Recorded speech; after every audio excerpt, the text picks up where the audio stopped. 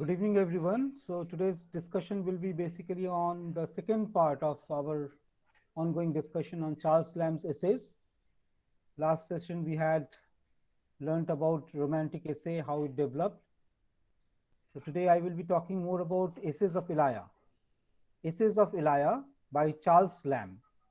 So this Essays of Elia was published as a miscellaneous essays by Charles Lamb under the pseudonym of Elia, ELIA, Elia, to the London Magazine between August 1820 and December 1823. I repeat, the Essays of Elia was published under the pseudonym of Charles Lamb to the London Magazine. It was sent, and the essays were published in the London Magazine between August 1820 and December 1823. Beginning with the first essay was that Recollections of the South Sea House. South Sea House is related to East India Company, you remember. The essays contain much observations on social and literary criticism and are also prized for the reminiscence of childhood. So these essays also contain a kind of biography of Charles Lamb, fictional autobiography of Charles Lamb. He also talks about his childhood days. Famous essays are Christ's Hospital 5 and 30 years ago, Blake's Moor in H-Shire, and for the description of characters from Lamb's wide range of acquaintances. He had a large number of friends, and most of these friends are also discussed in this collection of essays. So in this collection, we also find the purely fanciful and melancholy exercises, which have become famous anthology pieces. You must have read Charles Lamb's Dream Children, another famous essay published by him. A dissertation upon roast pig, and a chapter on ears. Chapter on ears, again published by Charles Lamb. So this first collection of the Essays of Elia collection, previously it was published as periodical essay, serially in the London Magazine between 1820 and December 1823. So the first collection of this essay, entitled The Essays of Elia, was published in 1823. Several other essays were also compiled later on, and the remainder of the essays, the collection was there, and some other essays were also published, and that publication came out in the year 1833. So this was, in short, a brief introduction to Charles Lamb's Essay of Elia. So we have read a section of Charles Lamb's essay, and from the beginning we found that Charles Lamb has been using the first person narrative style. It is almost autobiographical essay, as if recollection of past has been used as the basis of the essay, where he recounts his encounter with the London chimney sweepers, whom we have met in several poems, especially by William Blake. In William Blake's Chimney Sweepers or London, we find this small children engaged in the task of chimney sweeping. So it is an essay on the chimney sweepers. As we have read the text, we find that the text is definitely a representation of the subjective emotional reaction of the author, who expresses his personality through the depiction of the chimney sweepers.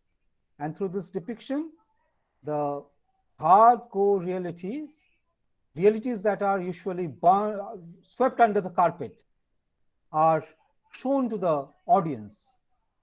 So in the prosperous days of the British Empire, when the colonial power of British Empire was almost all over the Indian subcontinent. So at that time, we have the prosperous London, prosperous England, having such instances of extreme cruelty, violence against children, and forced child labor. In London, we have seen how these small children are crushed to death. In Frederick Engels, The Condition of the Working Class People, it is mentioned that the chimney sweepers, the small boys, were kept in the dark rooms. They were not exposed to the sun so that they become rickety, remain dwarfed, do not have proper physical growth, so as to allow these small chimney sweepers to enter into the narrow tunnels in order to clean the chimneys. In London, we have the William Blake's London, we have the image of similar chimney sweeper crushed to death because of this practice of cleaning chimneys that involved the exposure of these small children to the grim and soot of the chimney. So when they came out of the chimneys, they were having a blackened face. And even with that hard life that they had been forced to live, they had the quantity of happiness. So with wit and humor, with a kind of sentimental association with the plight of the chimney sweepers, Charles Lamb has presented to us the grim picture of society. But again, this is Charles Lamb, whose tears are always cloaked under the the humorous mask of happiness and mirth. So here we do not have that that type of pain that we feel in Blake's London, and yet Charles Lamb, as a realist artist, has been able to provide us a true picture of the contemporary social reality. So this personal essay, also called familiar essay, periodical essay, has been able to present in a non-fictional form the plight of the chimney sweepers. When we read the next section that we were reading last day, it comes to the recognition of the salop. So in the first section, I will try to read the essay, complete the reading of the essay, and then I will move on to the discussion part of this. So I will share with you that section that we left last day. Is the screen visible to you all? Yes, I hope. Yes, sir. Okay, this is Salop. Okay, Salop. So we were talking about that graceful tea. Okay, in the Salopian parlors, saloons. So this is Salop, the precocious herb woman's darling, the delight of the early gardener, who transports his smoking cabbages by break of day from Hammersmith to Covent Garden, famed piazzas, the delight, and oh, I fear, too often the envy of the unpennied sweep.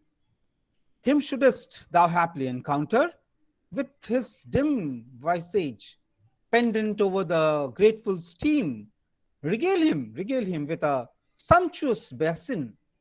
It will cost thee but 3 halfpennies, and a slice of delicate bread and butter, another halfpenny.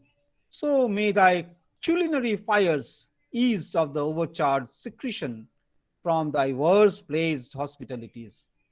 Curl up a lighter volume of the to the welkin. So may the descending soot never taint thy costly well ingredienced soups, nor the odious cry, quick, reaching from street to street of the fired chimney, invite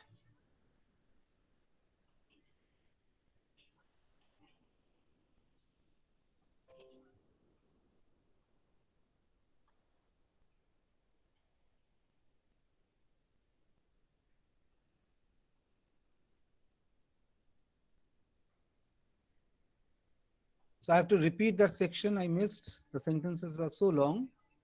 So he was talking about this small child. So curl up a lighter volume to the welkin, so may the descending suit never taint thy costly well ingredient soups, nor the odious cry, quick reaching from street to street of the fired chimney, invite the rattling engines from 10 adjacent parishes to disturb for a casual scintillation thy peace and pocket. I am by nature extremely susceptible of street affronts, tears and taunts of the populace, the low-bred triumph display over the casual trip or splash talking of a gentleman. Yet I can endure the jocularity of a young sweep with something more than forgiveness. In the last winter, but one, pacing along Cheapside with my accustomed precipitation, when I walked westward, the treacherous slide brought me upon my back in an instant. I scrambled with pain and shame enough, yet outwardly trying to face it down as if nothing had happened. When the roguish grin of one of these young wits encountered me, there he stood, pointing me out with his dusky finger to the mob and to a poor woman, I suppose his mother, in particular, till the tears of his exquisiteness of the fun, and so he thought it, worked themselves out at the corners of his poor red eyes, red from many a previous weeping, and a soot inflamed, yet twinkling through all with such a joy, snatched out of desolation, that Hogarth had got already. How could he miss him? In the march to Finchley, grinning at the pieman. See, there he stood, as he stands in the picture, irremovable, as if the jest was to the last ever, with such a maximum of glee and a minimum of mischief in his mirth, for the grin of a genuine sweep hath absolutely no malice in it, that I could have been content if the honor of a gentleman might endure it to have remained his butt and his mockery till midnight.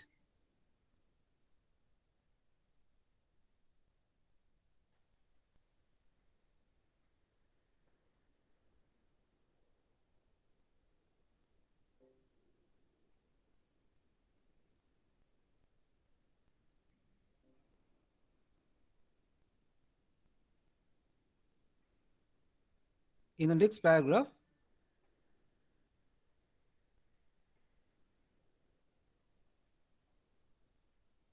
can you see the next paragraph on the screen? Yes, sir. Okay, I am by theory obdurate to the seductiveness of what are called a set of fine teeth, every pair of rosy lips, the ladies must pardon me, is a casket, presumably holding such jewels. But me think they should take leave to air them as frugally as possible. The fine lady or fine gentleman who show me their teeth, show me bones.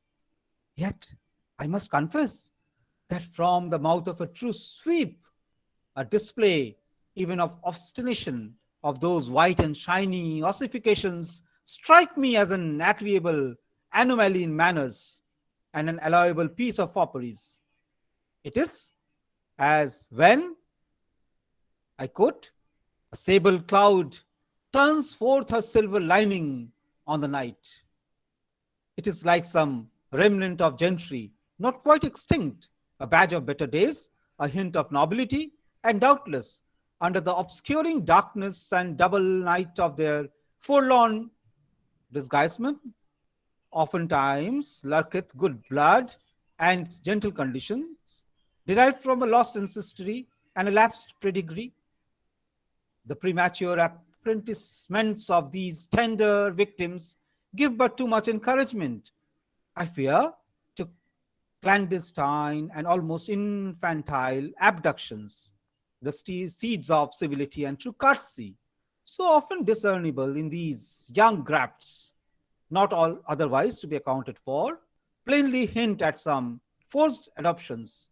Many noble rashels, mourning for the children, even our days countenance the fact. The tales of fairies spiriting may shadow a lamentable verity, and the recovery of a young Montagu be but a solitary instance of good fortune, but of many irreparable and hopeless defilations.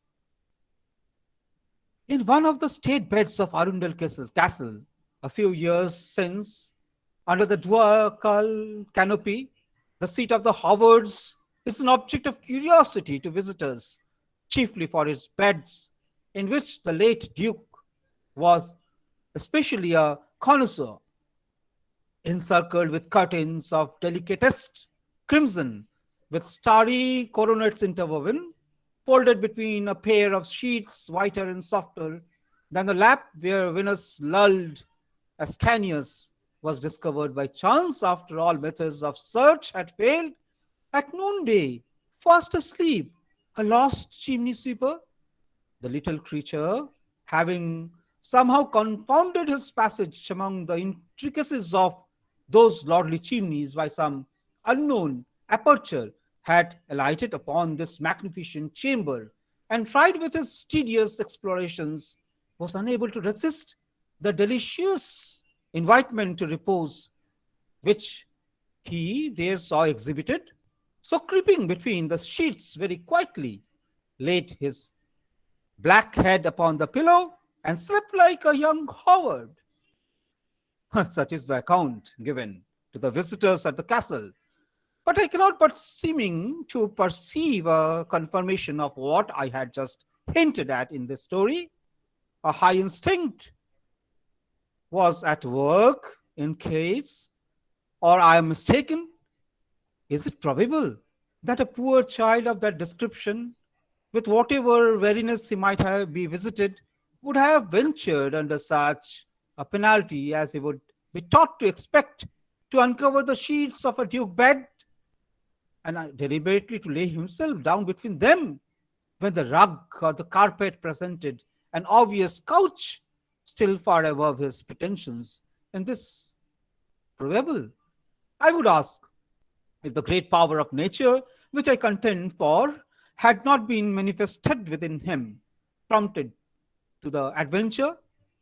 Doubtless, this young nobleman, for such my mind misgives me that he must be, was allured by some memory not amounting to the full consciousness of his condition in infancy, when he was used to be lapped by his mother or his nurse in such sheets as he there found, into which he was now but creeping back as into his proper incunabula and resting place.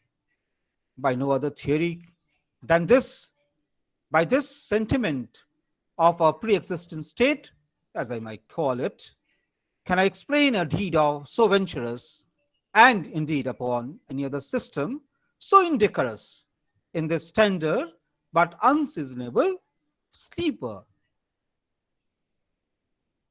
My pleasant friend Jem White was so impressed with a belief in metamorphosis like this frequently taking place, that in some sort of to reverse the wrongs of fortune in these poor changlings, he instituted an annual feast of chimney sweepers, at which it was his pleasure to officiate as host and waiter. It was a solemn supper held in Smithfield upon the yearly return of the fair of St. Bartholomew. Cards were issued a week before to the master sweeps, and about the metropolis confined the invitation to their younger fry. Now, when an elderly stripling would get in among us and be good naturedly winked at, but our main body were infantry. One unfortunate wight indeed, who, relying upon his dusky suit, had intruded himself into our party, but by tokens was providentially discovered in time to be no chimney sweeper. All this is not suit which looks so. was quieted out of the presence with the universal indignation as not having on the wedding garment. But in general, the greatest harmony prevailed. The place chosen was a convenient spot among the pens, and at the north side of the fair, not so far distant as to be impervious to the agreeable hubbub of that vanity, but remote enough not to be obvious to the interruption of every gaping spectator in it. The guests assembled about 7. In those little temporary parlors, 3 tables were spread with napery, not so fine as substantial as, and at every board a comely hostess presided with a pan of hissing sausages. The nostril of the young rose dilated at the savour. James White, as head waiter, had charge of the first table, and myself, with our thirsty companion by God, ordinarily ministered to the other 2. There was clambering and jostling, you may be sure, who should get at the first table, for Rochester, in his maddest days, could not have done the humours of the scene with more spirit than my friend.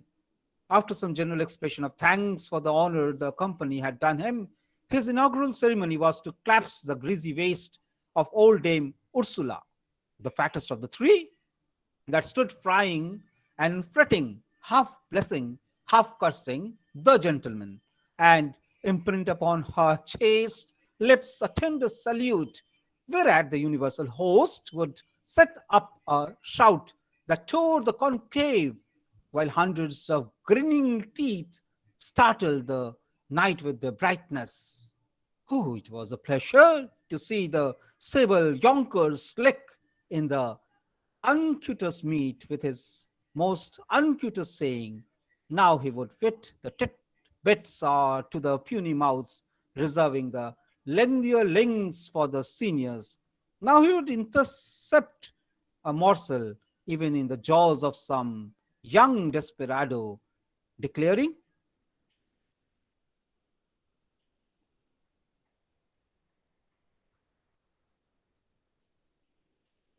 so again the interruption is there. So in this portion we had seen how this description goes on about a party that is being organized, and now we come to the last portion of this text. So I have to change this text again for your convenience of reading.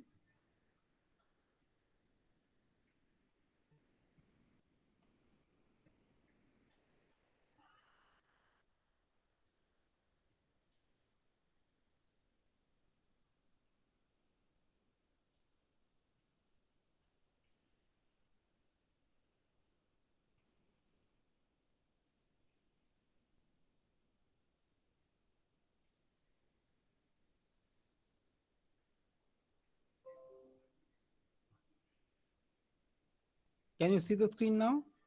A different screen? Yes, sir.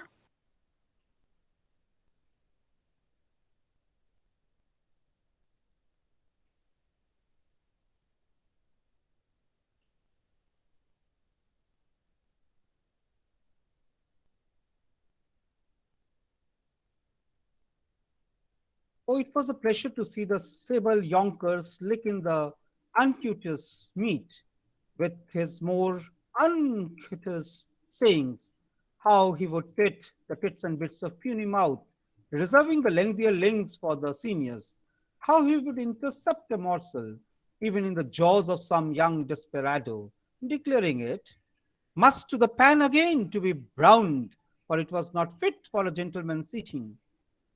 How he would recommend this slice of white bread or that piece of kissing crust to a tender juvenile, advising them all to have a care of cracking their teeth with their best patrimony. Now, gently, he would deal about the small ale as if it were wine, and naming the brewer and protesting if it were not good, he should lose the custom with a special recommendation to wipe the lip before drinking. Then we had our toasts, the king, the cloth, which whether they understood or not, was equally diverting and flattering. And for a crowning sentiment which never failed, may the brush supersede the laurel. All these and 50 other fancies, which were rather felt than comprehended by his guest, would he utter, standing upon tables, with prefacing every sentiment with a gentleman, give me leave to propose so and so, which was a prodigious comfort to those young orphans, even now and then suffering into his mouth, for it did not do to be squeamish on these occasions, indiscriminate pieces of those reeking sausages, which pleased them mightily, and was the savouriest part, you may believe, of the entertainment. Golden lads and lasses must, as chimney sweepers, come to dust. Cymbeline. So James White is extinct, and with him these suppers have long ceased. He carried with him half the fun of the world when he died, of my world at least. His old clients took for him among the pens, and missing him, reproached the altered feast of St. Bartholomew, and the glory of Smithfield departed forever. So this is the story, and now I just open this for open discussion. So in this story, what we found was Charles Lamb writing a story, an essay, a description, a kind of memoir, recollection, a kind of testimonial in relation to the chimney sweeper. So there are so many stories told in this essay. The essay is a personal form, informal, as well as familiar. So three forms of essays: collage, collapse, and combine, diffuse in this particular essay. So it is familiar for the English readers. It is personal as far as the writer is concerned. He is trying to communicate his personal, subjective, emotional response to the subject. And it was published as a periodical essay in series. In the anthology Essays of Elia, it was then compiled. Romanticism, as I said earlier, has been defined as an utter forth of human subjectivity, uttering forth of human subjectivity. So in this uttering forth of human subjectivity, we have a kind of self-conscious revelation of the thought process. Spontaneity is there, as Wordsworth had defined poetry as a spontaneous overflow of powerful emotion. It also takes its origin from emotion recollected in tranquility. So based on this basis of romantic ideological creativity, the essay also incorporates, especially in the essays of Charles Lamb, this contemplation for a prolonged period on a subject, and then a spontaneous overflow of powerful feeling to express the emotion. We are connected not only with the subject, but also the author, the narrator of the subject. So personalities are much revealed, and it is an essay that reveals to us more about the personality of the author than the personality of the subject. So even when the subject is interestingly presented in this particular work, the subject, I mean the chimney sweepers, the personality of the writer, the response of the writer to the subject is the central content of this work. Even the presentation of other stories that are there, the story of Arundel's castle, where a young sweep was found on the bed, and Charles Lamb is talking about the memories of that small child, the subconscious or the unconscious recollections of the past world of happiness, or the memories of being lapped by the mother. When he is revealing that story also, we find that there is the emotional outpouring of the author. So this modifying consciousness of the essayist becomes the subject matter of the story. Even while talking about his friends, especially those who are much more closer to the anxieties and pain of the chimney sweeper, we have a sympathetic response. And Charles Lamb, as an essayist, is full of profound sympathy and pathos. So this is the second characteristic of romanticism. Romanticism transports us into a world that resembles, that becomes very familiar to us, and the elements of emotion, of sentiment that are presented become much more nearer to us than that was there in the new classical period. While the new classical prose was very polished, sophisticated, elitist. In the works of Charles Lamb, this elitism is replaced by a kind of middle class, bourgeois, sympathetic, humanistic approach to the reality. So in Charles Lamb's essay, Chimney Sweeper, there is no kind of proactive revolt against this systematic societal operation of the chimney sweeps. It is not a work that is revolutionary, that is political. It is not a work of revolt and protest. But the picture that he presents in the mind of the readers instigates that possibility of protest. So we must always say that, yes, this kind of practice must be stopped after reading this essay.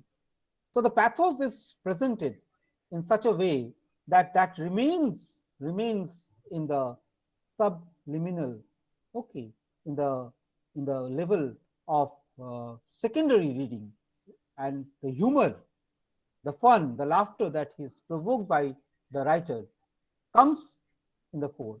This is an excellent way of foregrounding, of course, the plight of the children engaged as chimney sweepers.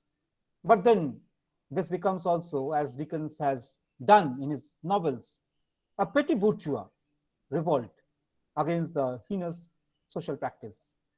So while humanism, romanticism, subjectivity, sympathy for the subject, these are at the foreplay, we have always seen this through the prism of a sympathetic bourgeois individual. So Charles Lamb hid his tears, the shocks that he found in society, and unlike William Blake, presented that picture in a very humorous manner. So this is the basic difference between the works of Charles Lamb and the works of William Blake. But as social realists, we must always confess that both the writers are committed to what they are writing, okay, to the subject. And this fascination with the subject that is not the subject of the elite class marks a beginning of a new romanticism. The third characteristic of romanticism that is seen in this play is the world of childhood. Romantic poets, romantic writers, they valorized the state of childhood. We have read William Blake's poems. Childhood is always seen as a state of innocence, while adulthood is seen as a state of experience. So here we have childhood glorified, childhood valorized, childhood presented with a tinge of innocence as a world of perfection, as a world where we have the absence of experience. Yet here the subject also becomes subjected to the extreme forms of cruelty that the experienced world of the adults. So in William Blake's London, we find how these chimney sweepers are exploited even in the churches. The walls of the churches are whitewashed, and against that backdrop of a sacred whitewashed wall, we have the sculpture of the black impish chimney sweeper. Contemporary records show us that so many children died while working in the chimneys. But Charles Lamb is concerned about the brighter side of life. So this again becomes the fourth aspect of romanticism. Even while celebrating childhood, childhood is seen as an embodiment of innocence and experience. You cannot separate. William Blake stated that without contraries, there can be no progression. Therefore, the child in the poem Lamb says that I know who made thee, gave thee food, the wooing of such delight. So the child knows, child is simply preaching like a priest and telling the small child that who has made him. Even the chimney sweeper in William Blake's poem knows that his father and mother, who has dropped him on the street because of poverty, they are also going to the church to pray to God. So this is the contradiction that we find in humanity. So this hypocrisy of human beings is best explored in Charles Lamb's essay 2. So Romanticism works on this contradiction in society and tries to be on the side of the other half. So if the society is divided into two halves, the haves and the have-nots, Charles Lamb definitely belongs to the side of the have-nots. But even while presenting the have-nots, like a romantic writer, thinker, he is always seeing the brighter side of life. What is this brighter side of life? Looking at the glass that is half full rather than the glass that is half empty. And this optimism of Charles Lamb can see in this smile of the small little chimney sweep, better smile, best smile, even out smiling the smiles of the ladies with a perfect set of teeth. Here the coloring is in monochrome, black and white color. So just imagine the black suit ridden face of the chimney sweeper, small face with sparkling teeth. So for Charles Lamb, this is more brilliant, more brighter than the set of fine teeth of ladies and gentlemen. So that even the tea that they are taking, the Salopian tea, that is, of course, the soup that the gruel that Oliver Twist-like characters hope for. So if you remember Charles Dickens's Oliver Twist, where the small orphan boy, Oliver, is asking for more. So there is Mr. Bumble, the stout man, there standing, and Charles Dickens is Oliver Twist thrusting his bowl, asking for, I want more. So that image of this small orphan Oliver comes in this text, but with a different way, in a different way. And Charles Lamb simply celebrates that little joys that these small imps of the street, the orphans of the street, the chimney sweepers of the street, they get by sipping the Salopian drink. So here we have a kind of antithetical representation, a dialectical representation of both the joys and the sorrows. While joys are highlighted and put in the forefront, these are the sorrowful tales that tell us sordid stories rather than the happy tales under which the stories are camouflaged. So the fifth characteristics of Romanticism that can be seen is a sense of awe and wonder that is generated by this text. A sense of awe and wonder at whatever is being stated. So we as readers, when we respond to this essay, we are transported to this world of chimney sweepers. We trail the chimney sweepers not only through the dark tunnels, we also trail these sweepers on the white cushioned beds of Arundel Castle. So this is the contrast that we find. So we see this small chimney sweeper sipping the country ale, even the Salopian tea, or we find the same child invited by a gentleman savoring the dishes that are served to him. So through this contrast and comparison, we have two different images. So benevolent humanism on the one hand that provides the succor for life for these small imps, and on the other hand, the hard cruelties are all present. So we have this antithetical representation of two world pictures, and that generates a sense of awe and wonder. Awe and wonder. The images that we are provided, this is another characteristic of Romanticism. The images that we are provided with definitely belong to a kind of world removed from our contemporary world. So that contemporary world was essentially the 19th century world. But the picture of Arundel Castle or the images that are produced in this work belong to the medieval world. So back to medievalism is one characteristic of Romanticism. Here we do have this Romanticism well expressed through the narrative. So the image of the Arundel castle definitely transports us to the world of medievalism, of world of comfort and romance. Romanticism has always been made synonymous with the supernatural. So supernaturalism is also there in this essay, and that supernaturalism is presented through a sequence, a dream sequence. So in dream or reverie, we have this use of dream sequence, but here also we have a short dream sequence where we have the continuity of the primordial memory and the imagination that this child must have had the comfort of the luxurious comfort of that elitist bed in the Arundel castle. So we have this tinge of supernaturalism. Romanticism has also been called as a reworking on dreams.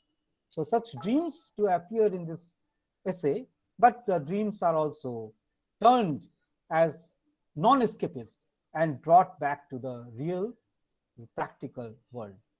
So wherever fancy roams, the pleasure is never at home, as John Keats stated. So here we have the fanciful escapes into the world of imagination, into the romantic world of happiness, profound joy. But wherever fancy roams, pleasure is never at home. That is there at the core of this work.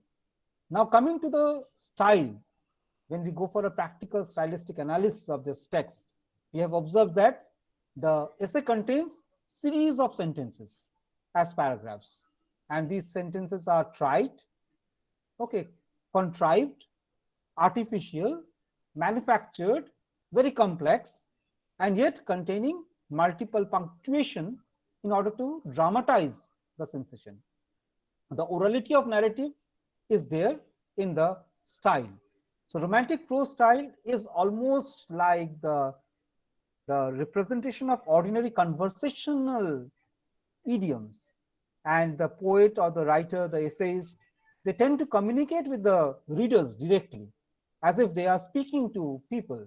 And through this conversational dialogue, the prosaic language, especially in Charles Lamb's essay, gradually becomes poetic, and there is the use of iteration, repetition, and circumlocution, periphrasis, use of Johnsonese. Some difficult words are used, bombasted, but when we observe carefully, these words are simply synonyms or repetition of the same thing again and again. Even if we do not understand the meaning of a particular word, by the sequencing of the words or by the sequencing of the sentence structure, we can understand the meaning. So what is revealed here is more about the emotional response of an educated, elitist, bourgeois writer responding to the world of the chimney sweeper. The prose style is therefore artificial. The prose style is highly contrived and complex. Yet in the prose style, we also have another feature of romantic prose, that is dramaticity. This can be seen in the works, especially of Samuel Taylor Coleridge and Dorothy Wordsworth, where we have this conversational idiom, communication between the speaker and the reader in such a way that there is an enormous amount of presence, the dramatic presence. So on the narratorial level, we have the autodiegetic narrator, the homodiegetic narrator. By homodiegetic narrator, I mean a person who is an eyewitness to the events. By autodiegetic narrator, I mean a person who is not only a witness, but also a participant and a character in the sequence of events. As this essay can be regarded as an autobiographical essay based on real life, the narrator here becomes autodiegetic narrator. As because the narrative takes a first person narration and the person who is narrating the story is also an eyewitness to these events, we can also say that this is homodiegetic narration. It is not heterodiegetic narration. It is not a third person narration. Romanticism therefore gives emphasis on the personal pronoun I. I is the maker of the story. This is even revealed in the romantic prose style. Because of the intense subjectivity of narration, the construction of the sentences becomes somewhat complex. He assumes the presence of the readers to whom he is communicating. As was the reading culture of that age, some of these stories were read The way I was reading the story in front of you during that romantic period, the elders of the family or the learned of the family used to read the stories in presence of the family members, especially in the supper time. They used to read the stories. So the same familiarity, the same kind of conversational idiom has been developed in the prose style of Charles Lamb. And this becomes more interesting because of the dramatic element. So we have such intonational variety or variations in the narration that the dramatized events become to us almost perceptible. We can see what is happening. So the narrator is capable of communicating things as if they are happening in front of our eyes. This prose style also includes the use of quotations. So quotations, we know that quotations are used in order to make the subject more interesting. Charles Lamb is remarkable for his copious use of quotations without checking the source material. William Shakespeare was also such. So we remember Twelfth Night, where we have Feste inventing lines and saying that Queen Apallus has said this and this and that. So this is the style Charles Lamb is adopting. So a disciple of William Shakespeare, you know, Charles Lamb and Mary Lamb, they did produce the stories of Shakespeare, the tales of Shakespeare. That was a volume. Charles Lamb with his sister, they converted the stories, the dramatic plays into narratives, the tales from Shakespeare. So that was his style. He was definitely a disciple of William Shakespeare, and this can be seen in the copious use of quotations. So in this essay also we have quotations being used. Golden lads and lasses must, as chimney sweepers, come to dust. So taken from Cymbeline. The golden lads and ladies must, as chimney sweepers, come to dust. Important quotation that actually decides upon the ideological content, talks about the contradiction, the way up and the way down are but the same, the life of the rich and the elite person, the golden lads and lasses, and the life of the chimney sweeper all come to death. Biblical lines used by William Shakespeare in Cymbeline, and again from Cymbeline with Charles Lamb, a great critic of William Shakespeare, has used the lines to make the subject foregrounded. So this copious use of quotations can be found in the works of Charles Lamb. In most of his essays, I have allusions, okay, cross references and quotations. So this language of allusion also allows the narrator to weave narrative that are inset. So multiple narratives are set within stories. So these inset narratives, how many stories did we hear today? So how many stories? Just remember the story of this chimney sweeper, okay, with his rag in his hand, soot on his face, the story of the small child in the small child sipping the Salopian tea, the small child, okay, in the Arundel castle, the small child in that party, okay, lavish party hosted by Charles Lamb's friend. So we have different stories. And when we reference to another story like Cymbeline, from where the quotation has been taken, we find that multiple stories are introduced. And through such stories, the subject matter is made interesting. So it is almost of an epical dimension, as because of the presence of so many stories that are embedded within the text. The Charles Lamb's prose style is full of wit and humor. So this is a unique mark. We think of romantic poets as very serious romantic types. They write about so many things. They're almost always sad, okay, tranquil, conversational, always searching for the best. Even in the profound tales that Lord Byron has told us, there is a somber coloration of sorrow and sadness. Even in John Keats, my heart aches and a drowsy numbness pain. There is pain and pain and pain. Even in Shelley, I fall upon the thorns of life, I bleed. There is, of course, the pain. Michael, with his stone in his hand and never lifted a single stone, brings to us pathos. But here in Charles Lamb, we have a poet, a thinker, an essayist, who is combining that pathos with humor. And the pathos is swept under the carpet. Okay, tears are swept on the carpet, are wiped out by the humorous display, humorous representation of the stories that are there. So we have this neoclassical witticism that was seen in Alexander Pope. Alexander Pope could present any kind of episode in the most humorous manner. Or in John Dryden, we have this humor. Even in the works of John Donne, we have this sense of humor, presence of mind, witticism. Charles Lamb's witticism is almost metaphysical in that way, but it is also not contrived, not conceited like that of John Donne. It is not even critical like that of Dryden or Pope. Dryden and Pope, they were comedians, but comedians with a sharp, witty satire. So here Charles Lamb is not a satirist, rather Charles Lamb is a humorist. So as a writer of children's stories, as a writer of essays, familiar essay, periodical essay, informal essay, he is a pioneer in introducing the humorous tales. And these humorous tales that are constructed around small jokes, okay, simple jokes, will lead on to the tradition of much of children writing in the literate age. So his influence on the writers of the age, as well as the writers of posterity, especially the Victorian writers like Charles Dickens, should always be acknowledged. So when we read Charles Dickens's works like Great Expectations or Oliver Twist, we have the presence of Charles Lamb at the back, especially in the representation of the children character. The representation of dramatic events in a most familiar manner, using a prose style that is conversational, even with the help of difficult words, expressions, sentence construction.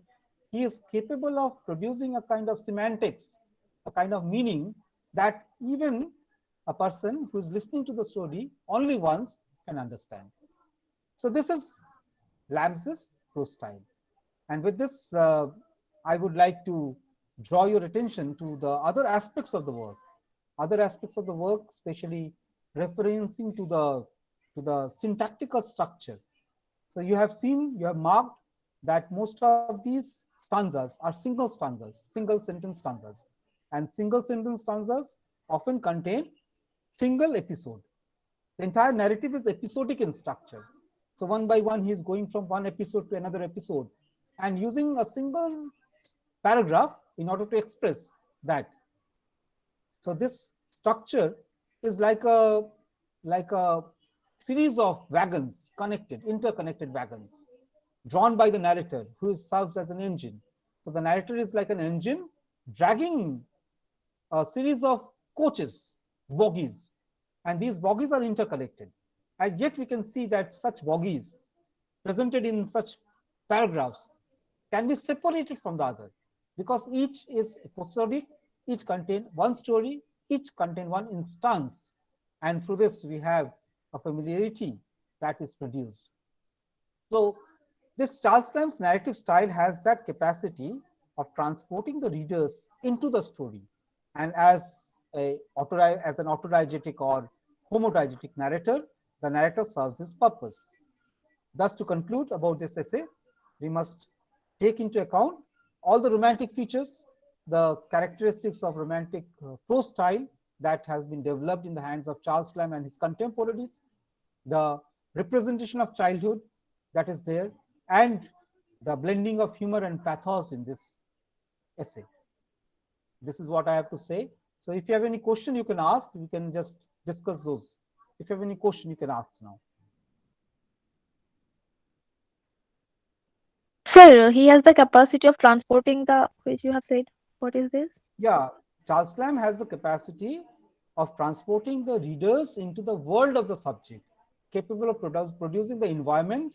And as because the narrative is autodiegetic and homodiegetic, we feel the presence not only of the subject, but also of the narrator. And through this, we have a vivid picture of the contemporary life. That is what I say. Yes, any other question? Okay, sir. Thank you. Sir, can you please repeat what is the meaning of autodiegetic? Yeah, I said that diegesis means narrative. Narrative can be of basically two types: heterodiegetic and homodiegetic. Hetero means the narrator is outside the story, and in a third person omniscient voice, the narrator is narrating the story, third person narrator. On the other hand, we have homodiegetic narrator, where we have the first person narrator.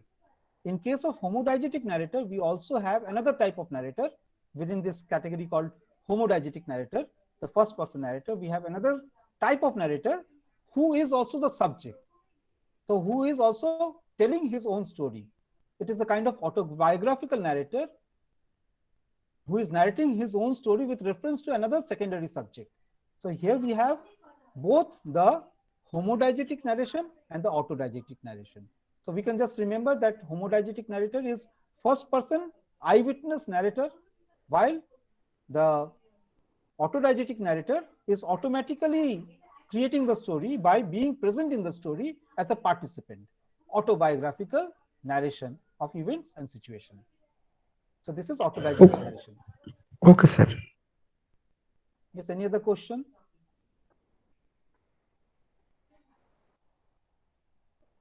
Thank you very much for your attention. So I stop recording now.